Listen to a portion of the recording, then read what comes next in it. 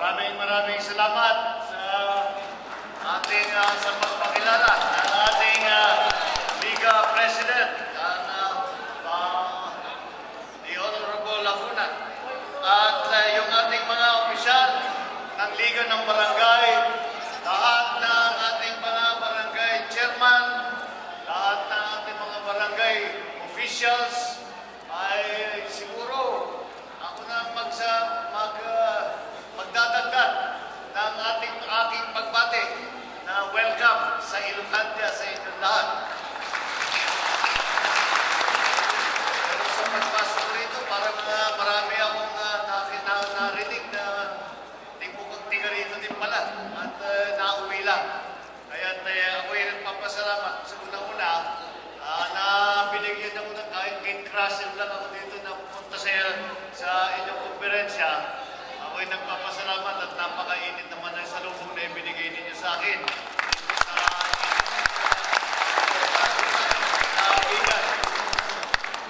At kagaya ng nabanggit, ito nga ang unang araw ng national campaign para sa halalan sa Mayo.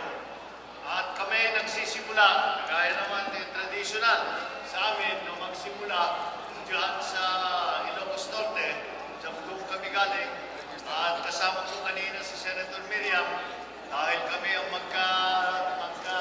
magka-tandem, at doon kami nag-opening ceremony para sa kampanya ng 2016. Kaya naman, kami ay laging inuuna ang ating pinanggalingan. Kaya nagprograma kami ng konti sa Batangas, ikot kami sa buong Ilocos Norte, at pinakilala ko lang ang aking presidential candidate na si Senator Miriam, at dumaan kami sa isang eskwelahan. Pero nung nabalitaan ko, sabi, meron palang isang grupo galing sa 6th District na mga barangay officials na nandito, nakarating dito sa Bigan.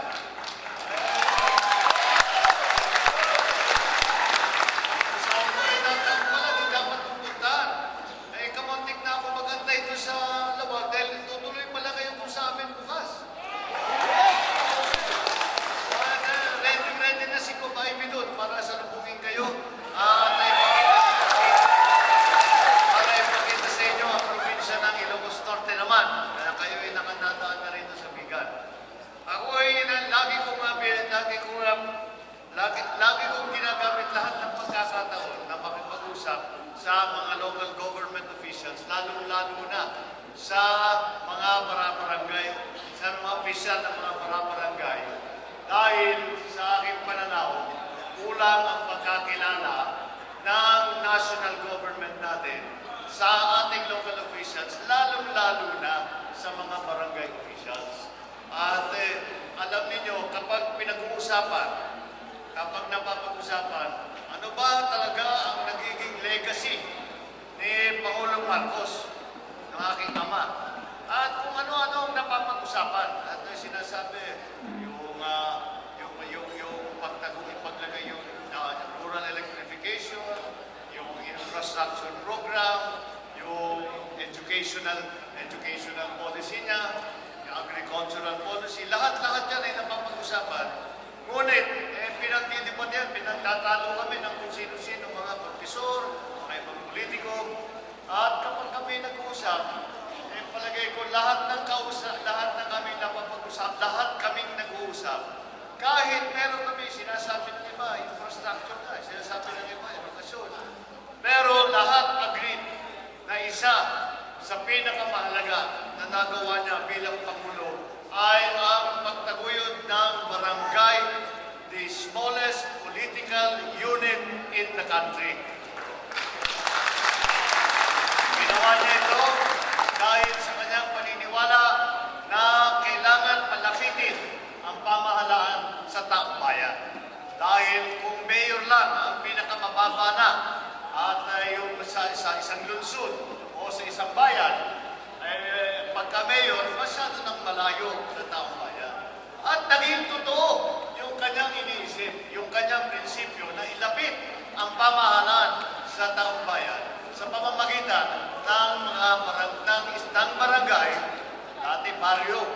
Meron tayo baryo captain, meron tayo mga iba't ibang opisyal, pero hindi kasama sa struktura ng pamahalaan. Ang kanyang ginawa ay sinama niya. At kaya naman, ngayon, naging totoo ang kanyang naiisip na palapitin ang pamahalaan sa taong bayan sa pamamagitan ng barangay dahil ngayon, mula nung nasimulaan na magkaroon tayo ng barangay ay ramdam na ramdam ng taong bayan. Kayo ang humaharap sa taong bayan. Kayo ang mga frontliner ng ating pamahalaan. Sinasabi ko nga, alam nyo, nung ako'y unang naging senador, ay nung napapag-usapan kung anong mga committee ang ibibigay, ay sinabi ko kagad, si Senate President Enrile Panon, sabi ko sa kanya, ay basta't pipilitin ko na ibigay ninyo sa akin ang chairmanship ng committee ng local government. At bakit? Ay pinisabi niya, dahil dyan ako galing ako. At 7 na taon ako naging governor ng Ilocos Norte. At alam na alam ko kung ano ang mga issue na hinaharap ng ating mga local officials. Lalong-lalo na ang ating mga barangay, hindi lamang officials, pati na rin ang mga barangay volunteers, pati na ang mga basat lahat ng barangay workers. Kailangan ko sabi ko, mukhang kulang ang boses ng lokal sa national government. Na napunta nga ako sa local government, kaya sa nakaraang 5 taon, ay yan ang pinaka-priority ng trabaho ko habang ako'y nasa Senado. Kaya meron akong marami lahat ng mga issue na dinadala sa amin ng inyong mga liga opisyal. Ay yun ang tinatalakay namin at pinag-uusapan namin at tinitignan namin kung maaaring matuloy. Unang-una, yung unang naging issue na dumating sa akin bilang chairman ay yung term limits. Yung term ng barangay official at saka yung term limits at saka yung postponement ng halalan. 2011 ngayon. Yun lamang ay nung una kong tinanong sinabi ko sa Liga, sige, ganyan gagawin, anong proposal dito? Ang proposal ng Liga noon ay gawing 5 taon ang term ng barangay official at 3 term limits. Yun ang proposal. Okay. Sabi ko, sige, ilalakad ko. Kausapin natin ang DILG kung papayag sila. So sumulat ako sa DILG. Si Secretary Rojas pa ang secretary doon. Ay sumulat ako sa kanya, sabi niya sa akin, okay, pwede yan, sangayon kami dyan, pero imbis na 3 term limits, 2 term limits lang. Sige, di bali, sabi ko, doon na muna natin umpisa, balikan na lang natin kung sakali, at baka pwede pa rin natin gawin ng 3. Yun lamang, nung ilinalakad na namin sa Senado, nagkaroon ng announcement na walang postponement ng barangay election. Kailangan daw, iniisip pa nga na i-synchronize, na ipagsama-sama lahat. Kaya sumulat na naman ako. Sabi ko, ano ba talaga? At tinawagan ko si Secretary Mar. At sinabi ko, ano ba talaga ang posisyon ng palasyo dito? Kanya, nag-decide ang President na hindi raw maaari at kailangan ituloy ang halalan sa Oktubre at para magkaroon ng fresh mandate ang ating mga barangay officials. Kako, wala tayong magagawa. Kung yan ang posisyon ng palasyo, kahit ano pang gawin namin sa legislatura, ay ibibito lang. Wala tayong magagawa. So tingnan natin ang mga iba't ibang issue. Ngunit yung hiling ng mga barangay officials ay hindi, pero pabalik-balik pa rin ang liga sa akin. At pagka nag-uusap kami, ay yan ay lagi napabanggit na kung paano natin gagawin, yung term limits, yung ganito, yung term, etc., etc. So, binalikan namin last year, itong issue na ito. At ginawa ko ay nakiusap ako sa mga kaibigan natin sa House of Representatives na mag-file, dahil local bill ito eh. So kailangan mag-file ng House of Representatives ng isang bill na unang gagawin ay i-postpone muna ang halalan. So, meron ngayong batas na may isang bill na postponement of barangay elections by at least 1 year. Yun ang aming instituto namin inimpusan. At sinasabi, paano kung hindi papayag ang palasyo? Sabi ko, hindi na bale. Kung yan ang hinihingi sa atin ng ating mga barangay officials, ay palagay ko dapat naman pakinggan natin. Dahil naman, sinasabi ko, lagi kong pinapaalala sa aking mga kasamahan sa Senado, lahat ng mga opisyal ng national government, yung mga lalo na yung mga hindi nakadaan sa local government, ay sinasabi ko, kailangan kilalanin ninyo ang mga barangay officials. Dahil ang katotohanan nito, kapag wala yung mga barangay officials, wala yung mga volunteers, hindi sila nagtatrabaho ng mabuti, hindi mararamdaman ng taong bayan ang serbisyong ibinibigay ng gobyerno. Kailangan kilalanin naman natin. So, sa ngayon, yan ang aming nilalakad. Palagay ko, kaya pang tapusin. Ay talagang pipilitin natin, pinupursigido namin na matapos dito sa darating na pagbalik after the election. Hindi pwede pa naman, senador pa naman ako. At pagkatapos nun, kung pagkatapos na sa House of Representatives, ang gagawin ko sa amin, dun sa Senado, ay i-adapt ko na lang. I-adapt ko in full yung batas na ipapasa ng House of Representatives para maipasa this Congress. Kung hindi kakayanin, ay palagay ko pwede pa rin natin lakarin. Pero hanggang ngayon, yan ang aming ginagawa. Ang dahilan kung bakit gusto naming i-postpone ay para bigyan namin ng sarili namin ng konting panahon upang pag-aralan nga yung mga issue na nakapaligid sa tungkol sa pagpalit ng term from 3 years to 5 years ay papalitan to 5 years at yung term limit kung ano ba talaga ang tama, kung ano ba talaga ang sapat.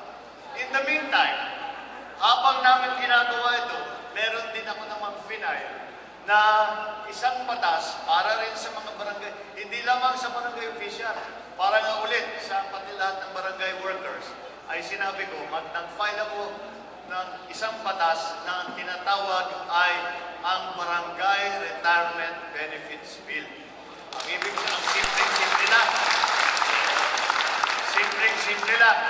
Ang Barangay Retirement Benefits Bill ay nagbibigay ulit dahil sa pagkingilala doon sa inyong trabaho, doon sa gano'ng kahalaga ang inyong ginagawa, sa laki ng sakripisyo ninyo, sa tiyaga ninyo, at sa hirap na dinadaanan ninyo para magserbisyo sa taong bayan, para maging lingkod bayan na mabuti, at makapagbigay ng konting tulong sa taong bayan, ay sabi ko, ang nakakaawa naman ang mga barangay workers na hindi qualified sa GSIS. Hindi kayo qualified sa GSIS dahil hindi naman kayo tumatanggap ng sahod. Kayo ay tumatanggap ng honorarium. Kaya hindi masasabi na pwedeng GSIS ang mag-insure para sa pag-retire. Di tayo na lang ang gumawa. At ang ginawa namin,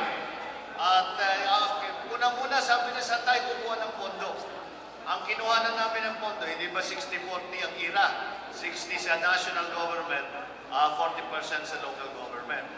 Yung 60% na yon, kumuha kami ng 1% of 60%. At yun ang sisimulan na pondo. Mahigit kumulang mga 5.2, 5.3 billion. Kaya kinalkulan namin na mabuti, doon sa pondong yan, ang maaaring gawin ay makapagbigay tayo basta nakabuo ng 3 terms ang isang barangay official at magre-retire na ay mabibigyan ng mula sa chairman 100,000 hanggang sa lahat ng mga opisyal all the way down pati na kasama ang mga lupon, kasi kasama yung daycare, kasama ang BHW, at sila naman ay hanggang sa pinakamababa, 50,000 ang tatanggapin kapag nakapag-retire. Ngayon, ang magandang naging balita ay nakarang taon, mga November of last year, na ipasa na sa Senado in third reading. Kaya ang inaantay na lang natin matapos ulit sa House of Representatives at para pwede nang maging batas dahil pareho naman yung version namin at wala na masyadong nag-object at naisagot naman natin lahat ng mga kanilang tanong. Kaya kailangan yung inyong mga opisyal ng Liga sa Maynila, lahat pati sa national, palagay ko dapat lakarin ninyo na mabuti ito para mapirmahan na at magawing batas na. At sa wakas, meron tayong masasabi na kahit papano ay ibinibigay sa ating mga barangay official. Dahil ang ating mga barangay official ay masyadong maraming ginagawa, konting tulong lang ito at pagpakilala sa inyong trabaho para pagka sa inyong mag-retire. Sinasabi ko, tinatanong sa akin, paano yan? Hindi na umabot. Dahil nag-adjourn na ang House at saka yung Senado. After May, meron pa namang ilang session day na pwede pang ihabol yan. Pwede pang, yung sa House of Representatives, sandali na lang yun, palagay ko. Lalong-lalo na ngayon, na eto na, nandito na tayo sa campaign period. At siguradong yung mga kandidato ay lalapitan kayo at hihingihan kayo ng tulong. Para dito, alam naman natin, pagka sinabi ng isang barangay official, pwede ka dito, talagang totoo yun. Hindi pangako na napapako yun. Totoo yan.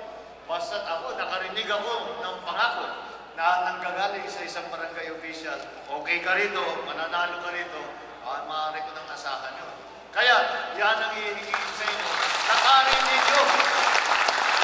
Hingin ninyo sa lahat ng lalapit sa inyo ang kanilang suporta. Lalo na ang mga congressman, lalo na ang mga senador, na pagka nagkataon at naidala na namin mula sa House of Representatives, natapos na namin sa Senado, tapos na sa Kongreso, ay kailangan siguro ay sa pipilitin ninyo, sabihin ninyo, ay dapat suportahan nyo naman kami.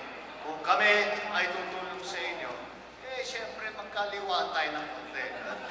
At pagkakataon na natin ito, alam naman natin na pagka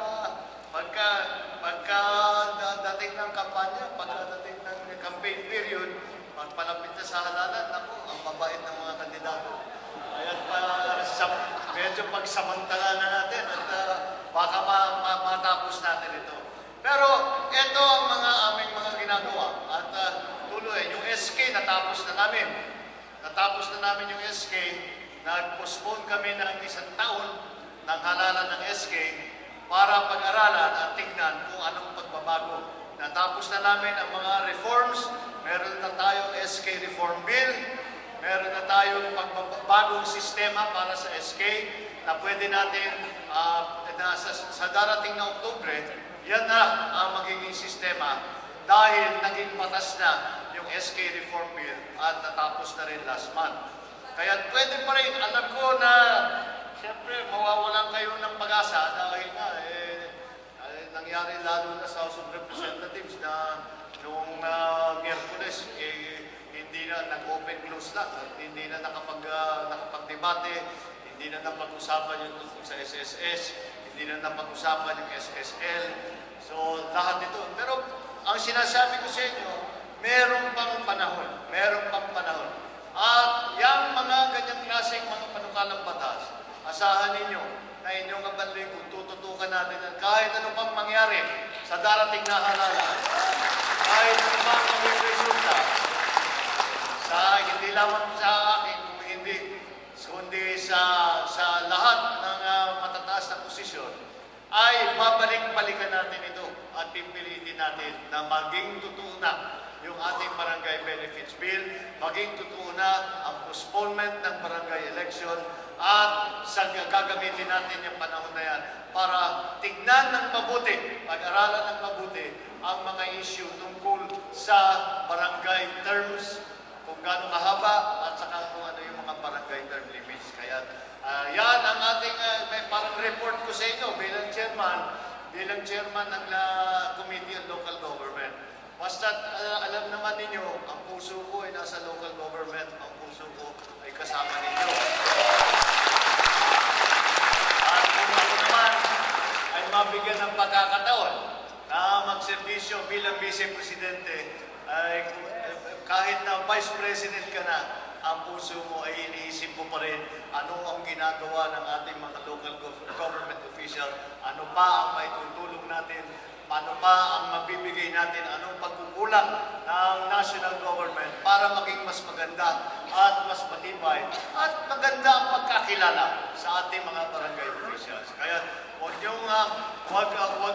kayong mag-alala na kasi kung minsan, pagka nagsasalita ako, sinasabi, alam nyo, kami sa local government, pinapaalala nga sa akin, uy, hindi ka na gobernador, senador ka na. Sabi ko, pero ganun pa rin ganun pa rin kasi ang pag-iisip ko, baliktad ko minsan yung ating sistema Dahil tayo sa local government, parang nag-aantay lang tayo ng utos na nanggagaling sa national government.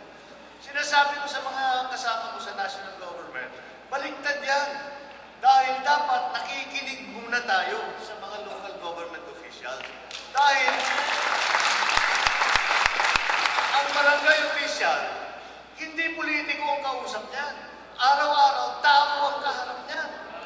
Sila ang sumasagot sa mga tanong. Kapag tayo dito sa national government, ay sinabi natin, nangako tayo, meron tayong gagawin. Ang sinisita, yung mga lokal. Ay sabi, boss, sinabi na ninyo na within 6 months, magkakaroon na kami ng ganito, magkakaroon kami ng ganyan. Sinong sasagot niyan? Sabi ko, yung mga local government. Kaya kailangan pakinggan natin sila. Dahil alam nila ang sitwasyon din sa lokal. Alam nila kung ano talaga ang pangangailangan. Alam nila kung ano yung sitwasyon, kung ano ang mga maaaring gawin. Pero ang lagi kong dinadagdag, at sinasabi ko, pero hindi naman problema lang ang ibibigay sa inyo.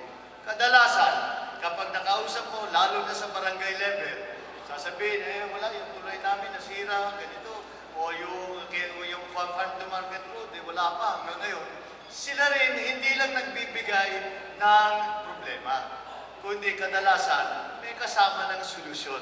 Dahil alam ninyo kung ano ang maaaring gawin, ano yung pinakamagandang gawin. At yan ang dapat na kailangan natin turuan ang ating mga national government. Sa aking pananaw, itong itong administrasyon na ito, medyo naiba ang kanilang dating para merong paniniwala na ang national government naman ang maaaring mag-implement ng programa, sila lang maaaring mag-implement ng proyekto. Sinasabi ko, kaya naman yung pondo ng local government kinukuha lagi, ang bilis nilang muli. Saan ka naman nakarinig na Pebrero pa lang may savings na?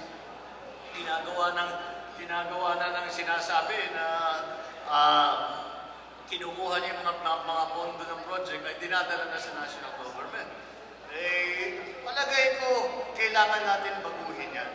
Kaya dito sa darating na halalan, important para sa akin, para maging mas maganda ang patakbo ng pamahalaan, para maging mas maganda ang pagpaparating natin ng serbisyo sa taong bayan, para maging mas maganda ang ating ang pamahalaan ng pag-uugnay sa tao, sa sambayanan, ay dapat mamili tayo ng mga opisyal, ng mga magiging matataas na opisyal sa national government, ay kailangan piliin natin yung nakakaunawa kung ano ba talaga ang hinaharap ninyo na pang-araw-araw na problema, kung ano ang araw-araw ninyong pangangailangan, at kung ano ang dapat gawin ng national government para suportahan kayo.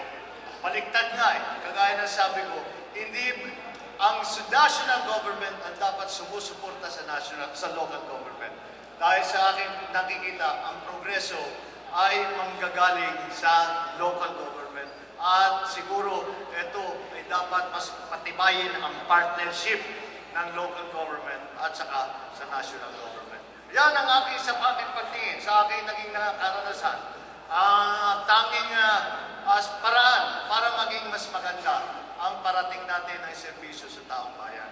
At ako, habang kung nasa local government man ako, o nasa national government man ako, nasa legislature man ako, o nasa executive man ako, asahan po ninyo na inyong abang lingkod ay nandito. Iniisip ko paano kayo tulungan, paano magandahin ang serbisyo para sa ating mga constituent. Huwag kayong mag-aalala na kahit papano, meron kayong boses sa lahat ng usapan sa pamahalaan. Kung ito ba ay sa national government o ito ba ay sa local government. Yun po ang maasahan ninyo. At sa palagay ko, sa ganyang klaseng pagsasama, sa ganyang klaseng pag-uugnay, sa ganyang klaseng pagtatrabaho, maipagmamalaki natin na pinaganda natin ay serbisyo ng pamahalaan sa taong bayan. Maraming salamat sa inyo lahat.